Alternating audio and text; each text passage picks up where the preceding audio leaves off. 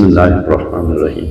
السلام علیکم ناظرین، آج میں آپ کو اپنے ساتھ لے کر چلتا ہوں اس مقام کی طرف جہاں سے آپ صلی اللہ علیہ وآلہ وسلم براق پر سوار ہو کر مسجد حرم سے مسجد اقصی تک کا سفر کیا۔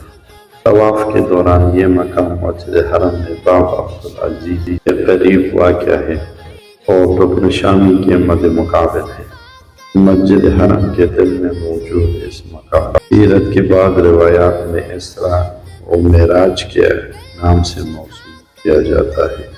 یہاں پر موجود گلابی ستون اور ان کے ساتھ نظر آنے والی وہ مخصوص ستون جن میں ہلکے رنگ لگے ہوئے ہیں، مقامی روایات کے مطابق یہ وہ مقام بیان کیا جاتا ہے جہاں نبی کریم صلی اللہ علیہ وآلہ وسلم کے لیے براق لایا گیا اور جہاں سے اس عظیم سفر اسراء کا آغاز ہوا۔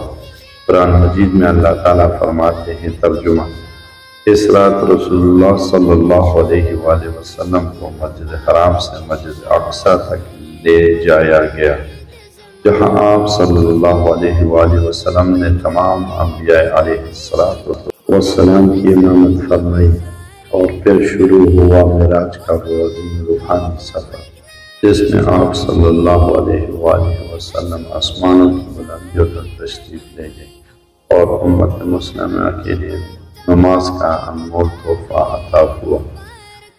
یہ مقام دلوں کو اس عظیم رات کی یاد دلاتا ہے جب اللہ تعالیٰ نے اپنے محبوب صلی اللہ علیہ وآلہ وسلم بے مثال عزت، قرب اور رفعت عطا فرمائی۔